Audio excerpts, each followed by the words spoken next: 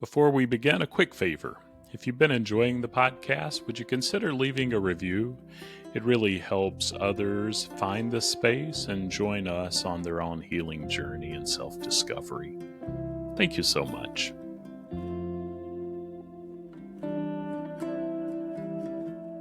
Welcome back to IFS Meditations and Insights. I'm Tim Fortescue, your guide on this journey toward wholeness through the lens of internal family systems. Together, we're creating a sacred space to explore, accept, and love all parts of ourselves. As we do this work, we open ourselves to experiencing divine love and living more authentically. Today, doing something just a bit different and trying my skills at interviewing. More and more people are reaching out, and so grateful to be able to share the knowledge and what others are doing from time to time. So let's jump into my interview with Ashley Booth.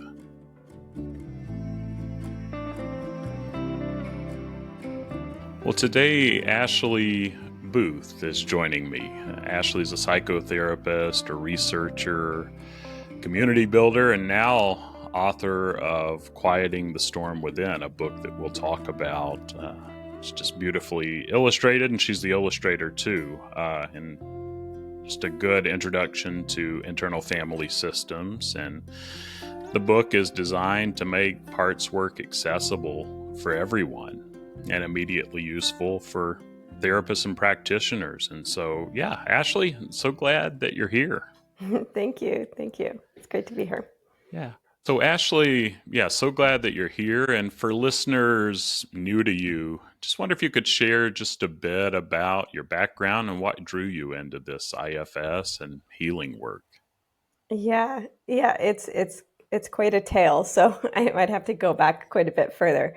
Take your time. Yeah. Yeah. So I was an oceanographer and marine biologist for about 9 years, doing research at Stanford and UCLA, and was deeply passionate about the oceans and our climate, and yet at the same time, it's a lot to be studying that stuff because you get into it because you feel so passionately about animals and the oceans and everything that's involved in that. And basically, what you're doing is just documenting the decline, and so it's pretty rough. Concurrently, at that time, I started going to Burning Man and having an experience of community and hope and creativity that felt so invigorating to me. And I, have since gone to Burning Man, I think 14 times. And it really changed the course of my life. And so during those times at Burning Man, I was introduced to psychedelics, which were not what I was expecting. I came from, didn't come from any drug use growing up, and just was blown away by the beauty and the wonderment that can come from using these types of things in the right environment with the right, with a conducive environment. So that started shifting my perspective, around in kind of bigger picture thinking. And from there started getting into more intentional psychedelic use and had some really pivotal moments using psychedelics that connected me to a deeper sense of myself, and something much more spiritual and divine. And it was, the most important experience of my life. And so I was so moved by it that I felt like I'm not going to be able to help the oceans and the animals and the rainforests and everything else until we heal people. And it felt like these tools were, these psychedelics were tools to help people heal, to help people connect to something bigger than themselves. And that that healing was not just, it was sort of beyond trauma or disconnection or any of the kind of mental health conditions that we've labeled, but more a disconnection from ourself and spirit in a way that I had never, conceptualized before. I was an atheist most of my life until I started having these experiences and was so moved. And so that shifted everything for me. And so a few years after having that pivotal moment, I started a psychedelic society in Los Angeles and started working towards community building and community education around psychedelic use. And through that, got connected up to people that were doing research around psychedelics. And so the group that I got connected to was MAPS, the Multidisciplinary Association for Psychedelic Studies, which was sort of the first group that has been bringing, and many people might have noted or been heard of them because they were the ones that tried to bring MDMA-assisted psychotherapy for the treatment of PTSD through the FDA system. And so I got involved in that clinical trial with my research background and completely switched gears. And the MDMA clinical trials, the foundation or the people that do the trainings for the therapy with that, they have been steeped in internal family systems. And while we didn't do internal family systems exactly in the trials, what was so amazing was that people under the influence of MDMA started kind of organically doing internal family systems on their own because the medicine allowed more access to their self energy, and the healing just sort of kind of came from there. So during that time, I was encouraged to go back to school. And so I got a second master's degree. So I had one in marine science before, and then now have one in social work, and have since become a licensed clinical social worker and have been continuing to do research and trainings and psychedelic therapy, predominantly with ketamine. And, but internal family systems has been this beautiful, intuitive piece that came through this work. And now is sort of the foundation of my practice and my life in many ways, because it was so coherent with the experience of something deeper inside of myself that I had in those pivotal moments. So that's a long-winded way of answering your question. Well, it's kind of, I mean, it's fascinating. There's a lot going on there, and it takes time. And I'm curious, first of all, I did want to say, so I'm in rural Wisconsin, and we're in a Norwegian town, and we're about to have Burning Troll, which is modeled Wonderful. after Burning Man. Here, people gather out at a farm and they make this big troll because I guess that's what Amazing. trolls are in Norway.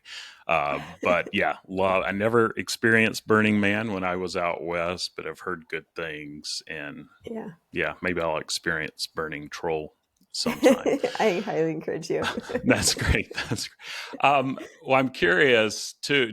I mean, your story fascinating and a lot. I mean, the path that you've taken, and what are there common threads or a common Yeah. thread with that? Yeah. Yeah. I think, I mean, I've always been a person that has been extremely curious. And, I think deep down in my core, have a childlike sense of wonder that I cherish deeply.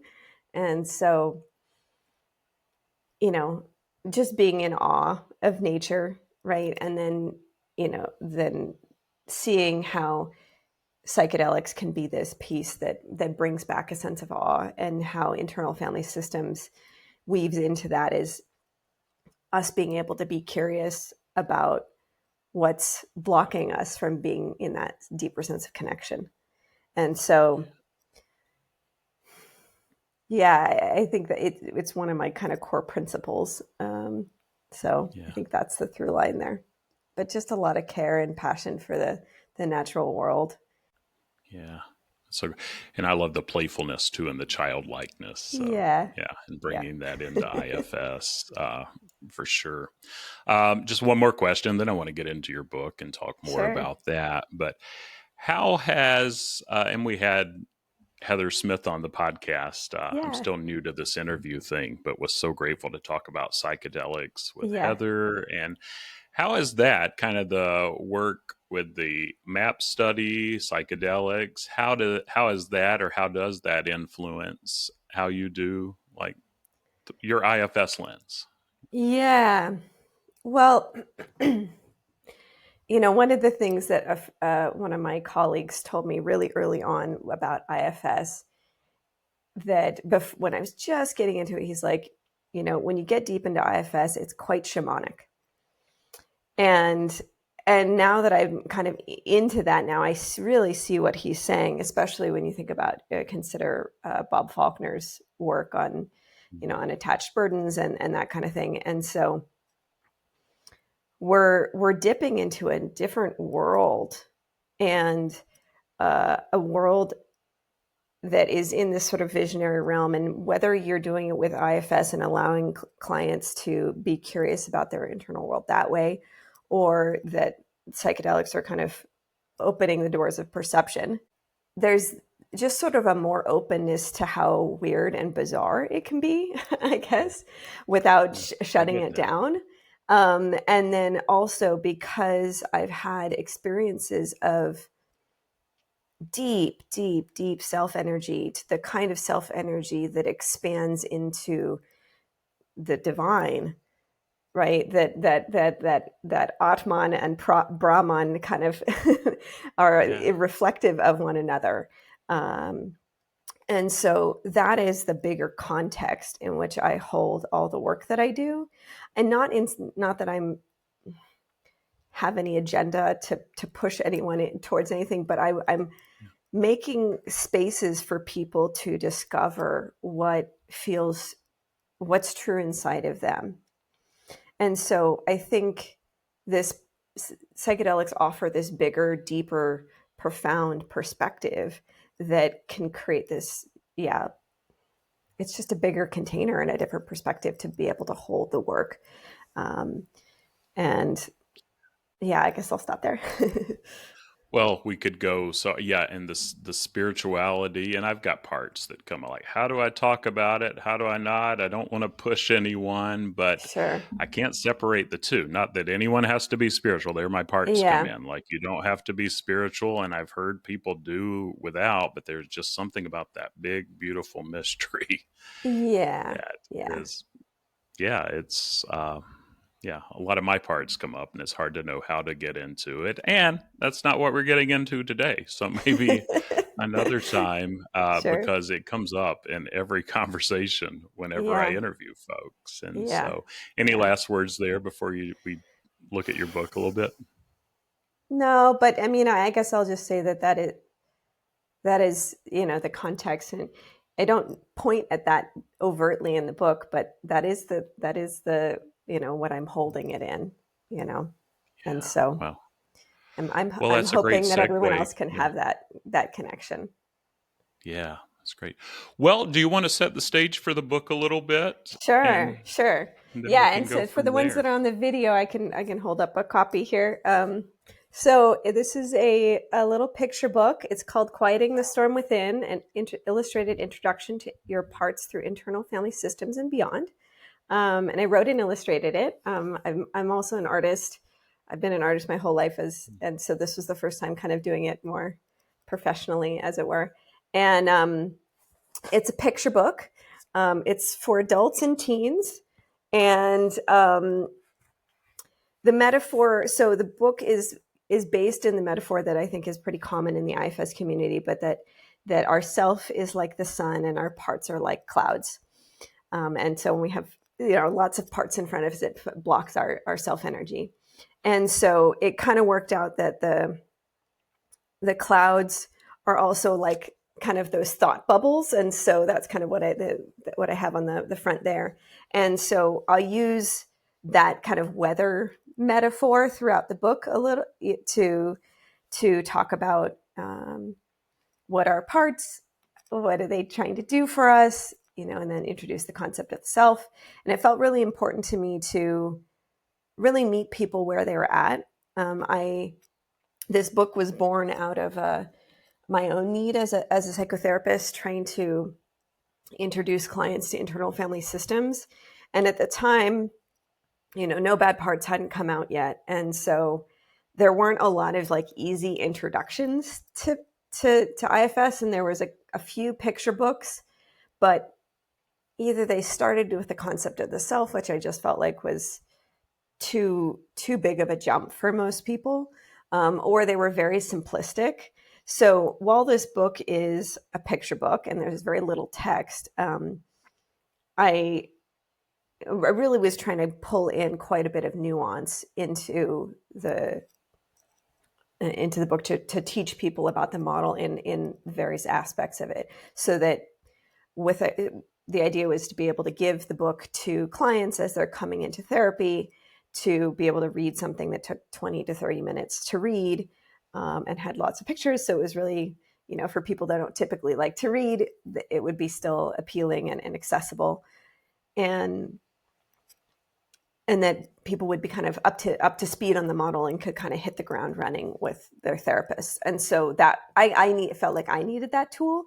And so I didn't see it out there, so I created it. And so it just came out last March, and it's had a really overwhelmingly good review from everybody. And I'm excited to be going to the IFS conference just in a few weeks now, and hopefully get to meet you there and share the book with people. And so that's kind of a general overview.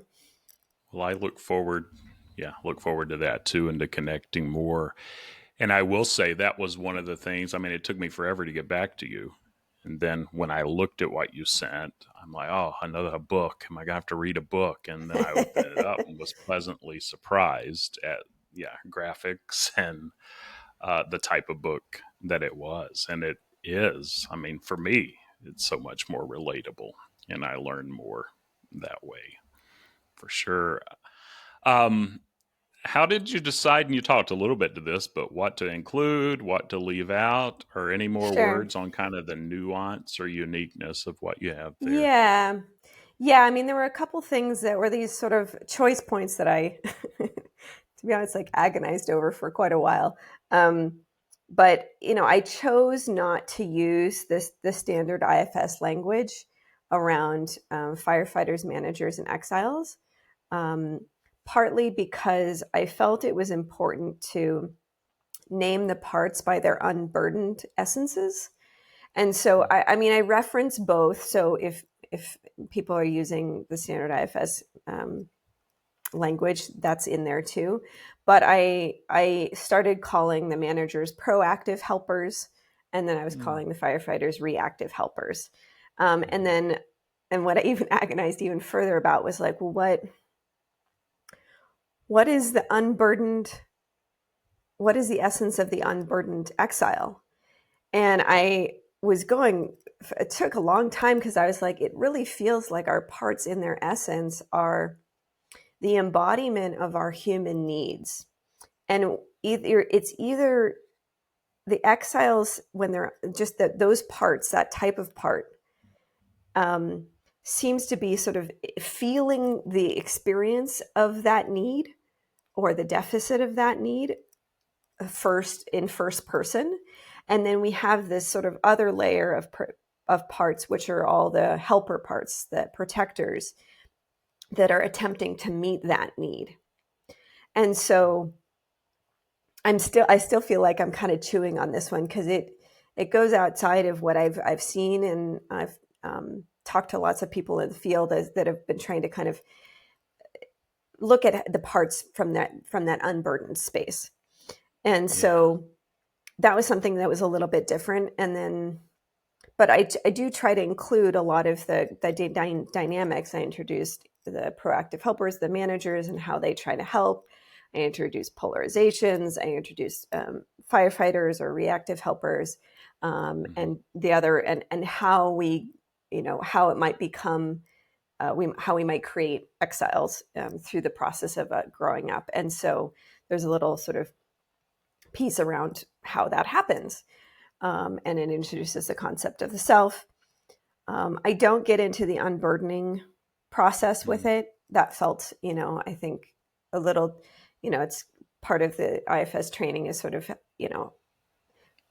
people need to be a little bit deeper down, and get more support to be able to kind of go through the full unburdening process. So I didn't include that, but I do include a lot of, kind of self-reflective and self-compassion exercises in the book. Right. And I think what also came through to me, I think because I also really love nonviolent communication, Mm-hmm. and how it focuses on our human needs, and acknowledging our core kind of inherent human needs. And so that's something that I sort of point to and point out in the book too, is that it seems like, yeah, our parts are really like I said before, the embodiment of those human needs. And so when we can get clear about what core need each of our parts is trying to be in service to, it seems like it creates a deep sense of seeing and understanding, and ways to be able to find other creative solutions to be able to get those needs met that maybe um, aren't locked into the kind of standard protector strategies that maybe aren't as helpful anymore. It's helpful. And I love the idea of the proactive helpers and reactive helper. Did I get that right? Is that, Mm-hmm, mm-hmm. and just because many times we forget in IFS when parts aren't extreme, then they're just parts, but they still have those proactive and reactive tendencies Right, oftentimes. And right. so I love that name for those. And yeah, I hadn't heard that before. So Yeah, yeah. Well, and just to be able to, continue to acknowledge their benevolent intent, right? That they are helpers. yeah, yeah. Well, I saw where Dick Schwartz, he said, yeah, that your book is a vehicle or can be a vehicle, something like that, to anyone so they can quickly comprehend IFS. How'd that land for you? Yeah, it was lovely. Yeah, I mean, his quote was longer than that, and it was a really uh, heartening. And and when I sent it to him at first, I was definitely a little bit nervous because I wasn't sure if I was going to be stepping on any toes, not using the standard IFS language.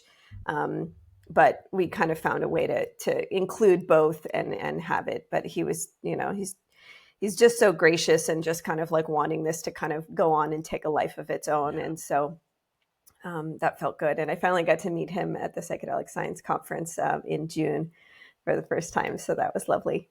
And yeah, so yeah, it felt good to be able to know that, because the most of the research that went into the book was, I had done a lot of reading, but a lot of it was just me sitting and exploring my own inner system, and obviously learning from my clients as well.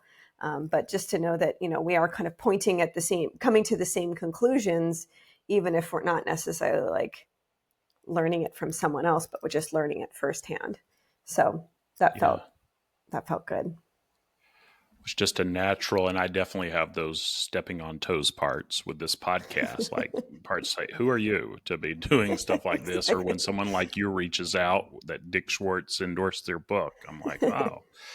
But it does just kind of flow, and we, at least what I'm finding, and still open to something else, but we same conclusions that we're getting to Yeah. or toward, and that's what I love about this IFS connection for sure. Yeah. Yeah. And I think what I'm getting excited about now that this one's gone through the whole process and been published and everything like that, I'm looking forward to kind of like what books are now kind of coming out of me now. And for a Hmm. while I was like, well, do I do more books that are kind of more didactic, where we just kind of dive into one topic a bit more? And that was feeling a bit forced. And what feels like is coming through now is more just kind of like vignettes around what it's like to live life through the lens of internal family systems. Yeah. And when we follow that, where do we get to? And so Hmm. um, yeah, so I'm working on some new projects, and I'm excited, and just kind of seeing what continues to come out of the ethers.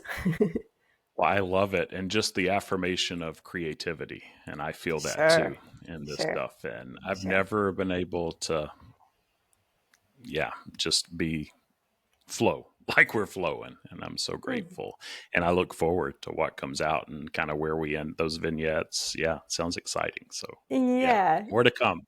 It's good. Yes, exactly. Well, let's look just a little more. And I wanted to let folks know, too, that I do post this podcast on YouTube. And so if you're listening and you want to go back and watch it so you can see and maybe see Ashley holding up the book, I'll put that in the link so you can find it there. But Ashley, so if someone brand new to parts work, IFS, finds your book, maybe feels stormy inside, how might they use it as a first step? Any insight Yeah. there? Yeah. It's like I said, it's really designed to help, like, really start people, uh, meet people where they're at. And so we start with sort of what is it like to have that stormy mind, and just a swirl of different thoughts and perspectives that just feel like this jumble, and really helping people start to kind of unblend from each of the different parts to be able to start to be curious about each of them. And I use a couple exercises in the book to encourage people to expand on that process. And one of the first exercises, which was an art therapy directive that Alicia Dabney came up with, and I sort of adapted it a little bit and got her permission to use it in the book. But it's just to fold a piece of paper 3 times and then fold it back out again and have these different squares. And then being able to ask the question, sort of like, who's here? And in the first square, to kind of draw what part is first up, So, I mean, her directive was more just kind of entirely draw it, but you can draw, maybe write a few words, and then after about 30 seconds, you can say, okay, who else is here? And then explore whatever part is next, and then you put that in the next box, and you can do that for all the different boxes. And so it's just a way to start to kind of untangle every all these different voices and perspectives in a way that I find, and what I've seen in my clients find to be very soothing, to be able to kind of pull it out and look at the parts, get a different perspective, a little bit of separation, Yeah. and it And just just giving a way to reduces the start. clutter. Yeah, Yeah. yeah, So that it can unfold, and it does. Yeah. yeah. Such a beautiful, yeah, for sure. Good. Anything else there? I cut you off, but No, no, no. I think it's. No, I think that's it for now. okay. Well, if more comes, what would you say to folks who may have protectors up that are suspicious about even going inside or exploring a Mm-hmm. new resource or Mm-hmm. any Mm-hmm. insight Mm-hmm. there? Yeah, I mean, we'll always kind of come back to curiosity, right? What might be in what part of us might be feeling a little bit threatened, and why? What need is that trying to help us with, right? And so I encourage people to just kind of take it slow and um, get curious about what it is that they're, a lot of the work that I do as well is around clarifying what people's values are. And so when we can be clear about what those values are, and, for many clients or many people that are interested in this work, it's, growth and more internal harmony. And Mhm. so when we can be clear about that, then we can start to look for resources that might be helpful for us to be able to embody and live our values more. So that Yeah, might be a way to think about it. love it, love it.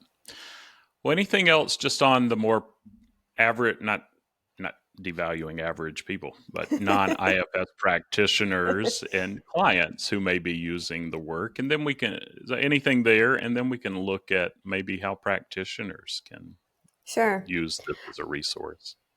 Yeah, I think it's just that this book is it's accessible to so many people, and so I have a lot of people. The little problem that I have had is because it is a picture book. Sometimes they're like, "Oh, I gave it to my like 7-year-old," and I was like, "Ah, that might be a little bit young." Yeah. So I encourage parents to like review the book, because there is a mention of suicidal ideation in the book, and how that can be a part of people's Hmm. systems. Um, and so there might be some more adult, that there's kind of that one thing. So if you just read through the book before you hand it to your kids. But for teens, I find that, it's been very accessible to parents. And I've had clients that have left it out, and their teenage kid picked it up and was like, oh my God, this is so me, and felt very, very related to it. So that felt good, that I'm reaching a lot of different kinds of audiences that it's resonating with. Yeah, it's great. Well, what about for therapists, practitioners? I know sometimes less is more, sometimes people want more. How do you balance that? And how would you recommend therapists and practitioners? Would you recommend, sounds like you would, but weaving Hmm. this into client work? Yeah. Yeah. So, I mean, I'll just sort of share the way that I use it. So, when I have someone that's coming in that is wanting to do IFS work, I say, I've written this book and it takes about 20 minutes to read. I'll send you a digital copy of it. So, or I mean, I can give out a free copy because it's my book, but clients can, therapists can recommend, because they can download a Kindle version of the book, like, and have it instantly and read through it, and or they can buy a hard copy depending on what they like. But um, yeah, being able to give it to clients as they're coming in, and then you have immediately right out the gate a shared vocabulary. And then at the end of the book, and what I recommend to clients too, if they're like really interested in learning more, then I will recommend No Bad Parts, for ones that want to seep themselves a little bit more in it. Hmm. But I find that most of the people that read the book, that jumping to that next, I would say only like maybe 1 in 10 will want to dive deeper into the work, in that kind of way.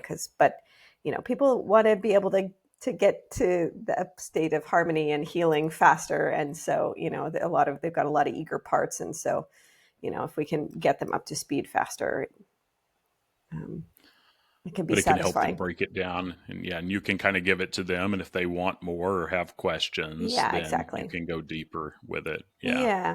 And we'll go through the exercises and how they, what came up for them as they were reading it. Um, and, and then we continue to use some of the exercises throughout the therapy. I've also created a whole bunch of different worksheets, which are available on the book website, that I give to Okay. clients too, that are kind of like, how to look at how to make a worksheet around each of your different parts, how to make kind of set up dialogues between you and your parts, and a lot of other things. So those are all freely available on the website. What is then, we'll do this at the end too, but while Sure. you're mentioning it, I mean, Sure. feel free to throw out any websites, resources Sure. there. Sure. Where Sure. would people find that? Yeah. So the book website is ifsandbeyond.com. And Okay. then also, if you're on Instagram or TikTok, it's the same, IFS and Beyond. So Okay. I've been Got it. doing little animations and little teaching moments on Instagram, which has been kind of fun way to, things that didn't really make it into the book. I've been kind of doing these little um, illustrations and animations, so that's been fun. So you can Well, follow and me there. Ashley did a great resource that'll be coming out next week, as she recorded a meditation with the visuals and all, and I'll be posting that in the next episode too. So you'll want to check that out. And yeah, Yeah, so grateful for it that. was fun. Yeah, well, it was fun to listen to, and I look forward to putting that out there. Is there a particular part of the book that you think really highlights something well, or that really shines, that excites you, that you may want to share? Yeah, I think it's really about the core needs piece of the whole thing. I haven't really seen that so much in the rest of the IFS community, and it's the more I've gotten into that, it seems so important that we're really tying back and getting a deeper understanding of the parts and how they're trying to serve our system and the various needs that we have. So that was kind of the thing that came out of this whole thing that was kind of unexpected. Um, Hmm.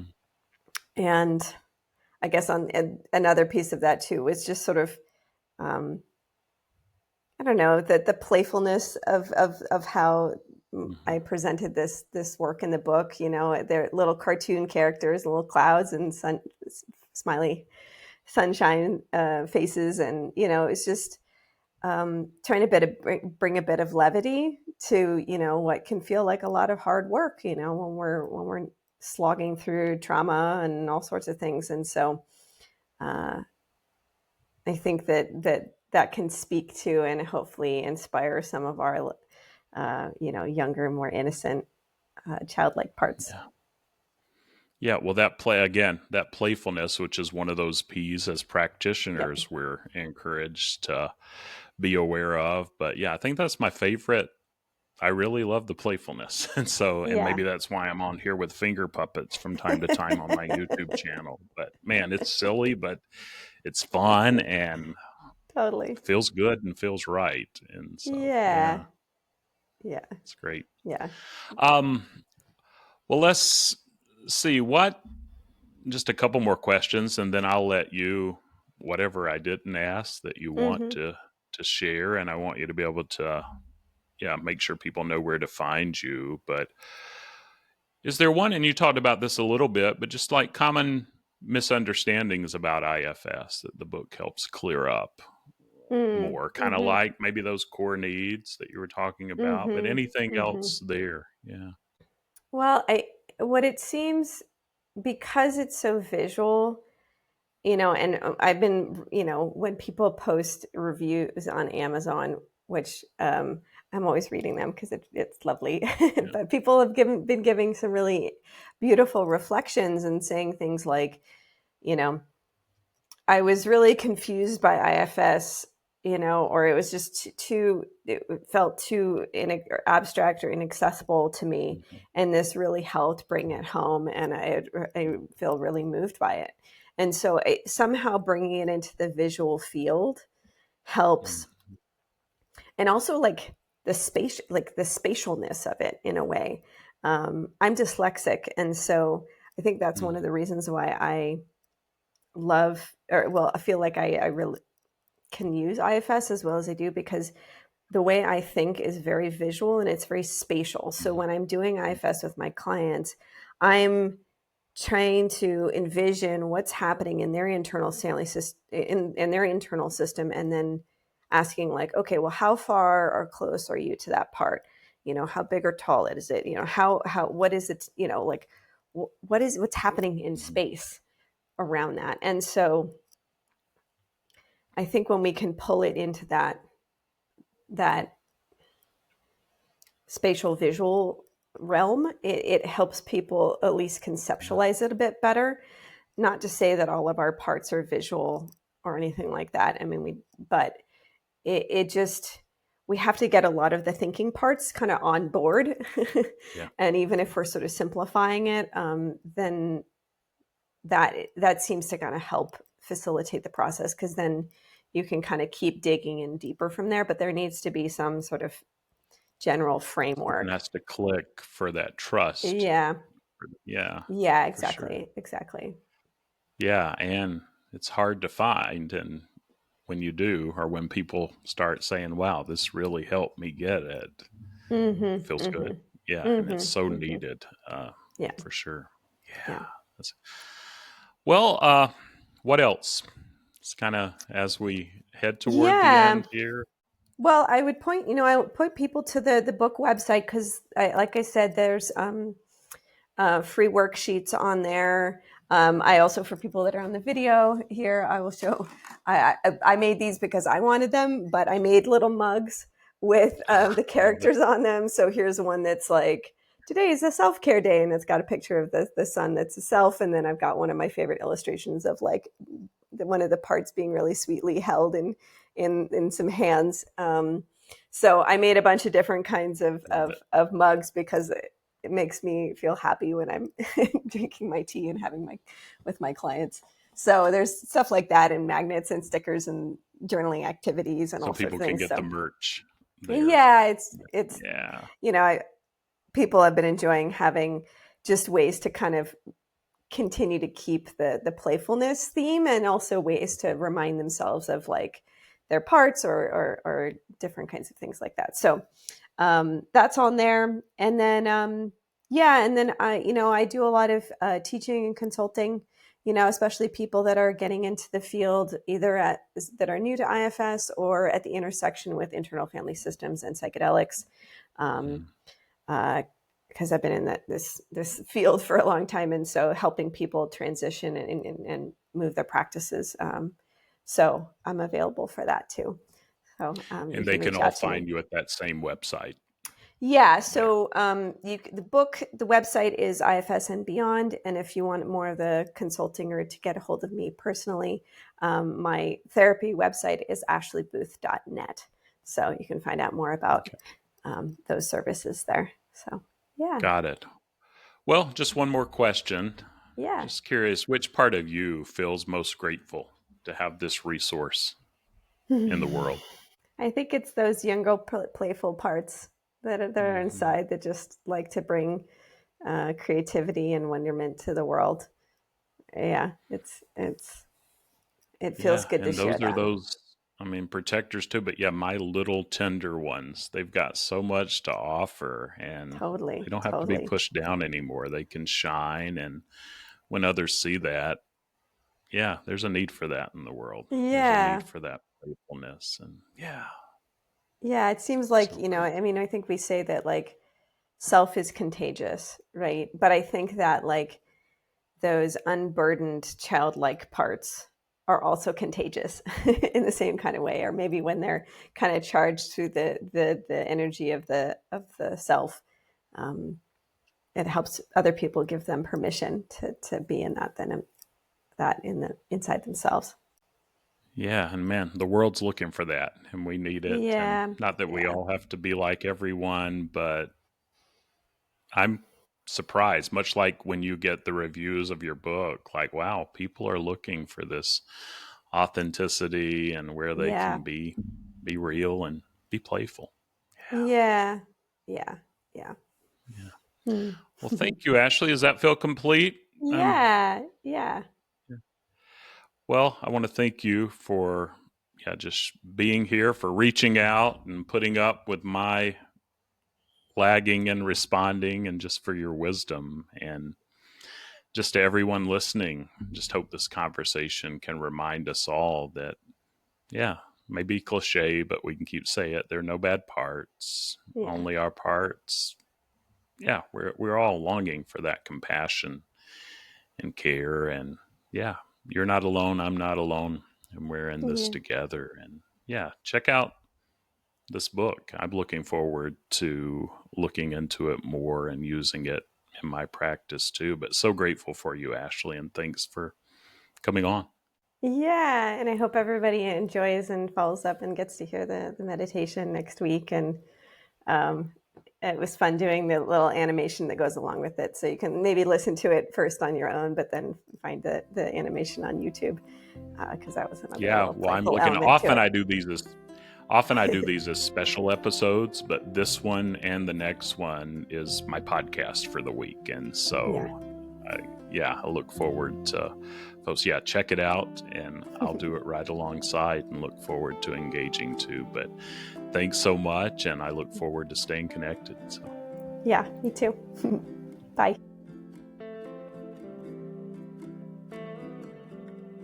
That wraps up another episode of IFS Meditations and Insights. If you found value in today's session, please follow, subscribe, and share with others who might benefit. Your positive review helps more people discover this healing work. For more IFS meditations and resources, visit exploreifs.com. And until our next session, be gentle with yourself.